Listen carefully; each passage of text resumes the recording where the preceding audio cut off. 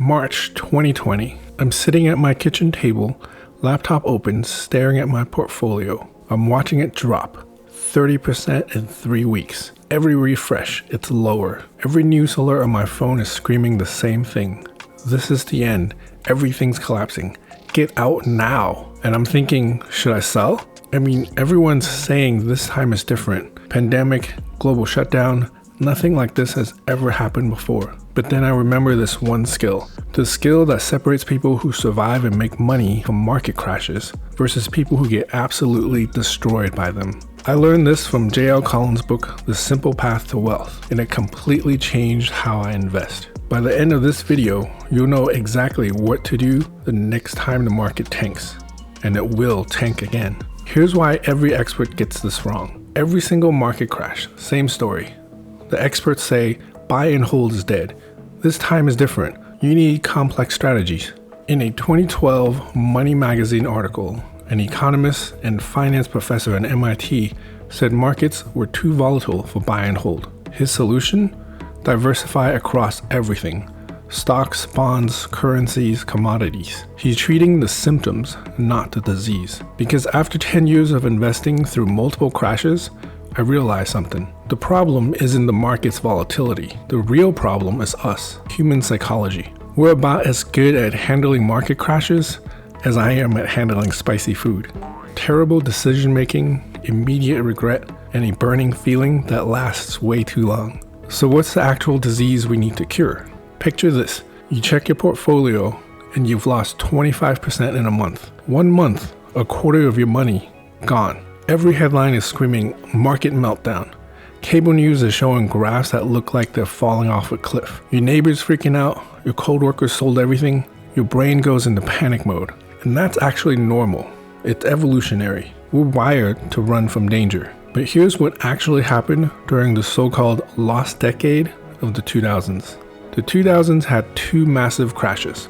The dot-com bubble and then the financial crisis. And investors thought they'd never make money again. But if you just held on, didn't panic, didn't sell, you made 4% annually.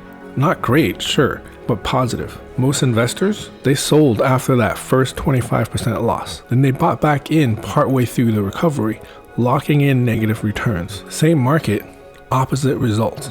Let me put real numbers to this. Imagine you have $100,000 invested. Market crashes, drops to $70,000. You're down 30 grand. If you sell, you lost $30,000 forever. It's real, it's gone. You turned a temporary drop into a permanent loss. If you hold, it's just a number on a screen. It's not real until you sell. The market recovers and you're back to $100,000, then $110,000, then $120,000. We're basically really good at buying high and selling low. The exact opposite of what we're supposed to do. It's like we're following an instruction manual backwards. Okay, so we know the problem. What's the solution? Here it is. The skill is mental toughness, not financial literacy, not fancy analysis skills, not the ability to time the market.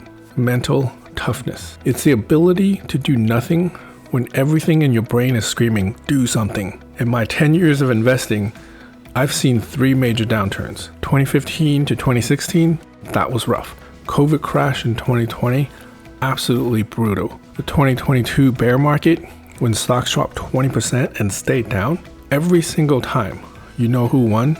The people who white-knuckled it. The ones who held on and didn't touch anything. So what does mental toughness actually mean for investing? 3 things. First, expect crashes. They're not surprises. They're not black swan events. They're scheduled maintenance. We just don't know the exact date. Second, know they'll recover. The market has always recovered. Always. Every single time. Third, see crashes as sales. When stocks are down 30%, that's a 30% off sale. Your same monthly $1,000 investment buys you about 43% more shares. When the market recovers to where it was, you've made 43% on that money. You're literally getting richer because you bought during the crash. Remember that March 2020 moment at my kitchen table? The only reason I didn't panic was because I'd already made the decision years earlier. I wrote it down. Hold, buy more if I can, never sell. So when the crash came, there was no decision to make. I just closed the laptop and walked away. But I know what you're thinking.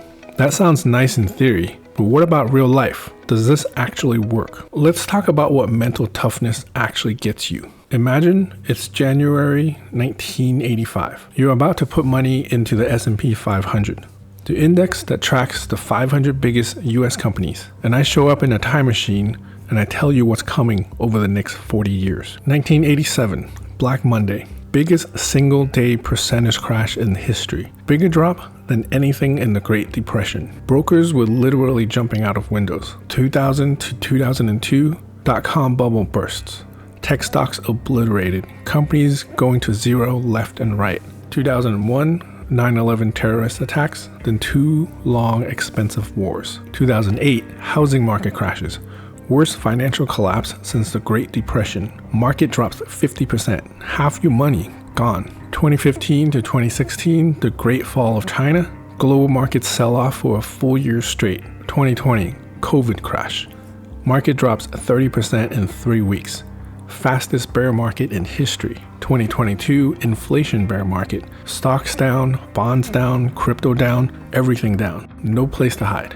If I told you all that in 1985, you'd say, no way I'm touching that. Sounds like a complete nightmare. But here's the crazy part. From January 1985 to December 2024, the S&P 500 still returned over 10% annually through all of that chaos. Not in spite of the crashes, including the crashes. Think about that. This is the actual last 40 years. If you're in your 30s or 40s, you probably lived through some of these events. You remember the panic, the fear, the headlines screaming it's the end of the world. And yet here we are. If you held through it, you've made money in your portfolio. Turns out the secret to investing success is being too stubborn to quit. Finally, a skill I'm naturally good at. So how do you actually develop this skill? This isn't something you're born with. It's something you train. 3 practical steps. Step 1, change your mental model. Stop thinking of market crashes as disasters. Start thinking of them as scheduled maintenance. It's like your car needs an oil change every 5,000 miles. You don't panic when it's due. You don't think, oh no, my car is broken. You just do it. It's part of owning a car. The market needs corrections every few years. Same thing. It's not broken. It's just doing what the market does. Step 2, run the numbers before the crash. Don't wait until you're down 30% to figure out what you're doing. Do it right now. Take your current portfolio value, calculate what a 50% crash would look like, write it down. If my portfolio drops to X amount, I will hold and buy some more. Having this written down before the COVID crash made it so much easier for me. There was no decision to make in the moment. I've already decided. I just executed. No thinking, no decision, just follow the plan. Step 3, automate everything you can. Set up automatic investments. Every paycheck, money goes into your index funds. Doesn't matter if the market is up or down. When the market crashes, you're automatically buying at discount prices. You don't have to be brave. You don't have to think about it. It just happens. You're basically too lazy to panic, and that makes you money. Here's the key insight. The people who make millions from market crashes aren't smarter than everyone else. They're not better at analyzing stocks. They didn't predict anything. They're just more stubborn. They decided, I'm not selling, and then they didn't sell. That's it. That's the whole skill. Now, everything I've covered assumes one thing. All of this mental toughness, all of this hold through crashes strategy, it only works if you understand why the market actually goes up in the first place. Because here's the thing. I'm sitting here telling you the market always recovers, but why should you believe me? What if this time really is different? Most investors don't understand what they actually own when they buy index funds.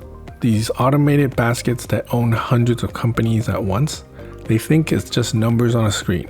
So when those numbers drop, of course they panic. But once you understand the mechanism, why the market is literally designed to go up over time, crashes stop being crazy. They start looking like opportunities. In the next video, I'm breaking down the 2 reasons the market always goes up. One of them has nothing to do with stock prices or the economy. It's about what happens when companies fail and why that actually makes you richer. Sounds crazy, right? Once you see it, you'll understand why index funds are unstoppable and why crashes stop being scary. Click on this video to watch it next, and subscribe so you don't miss the rest.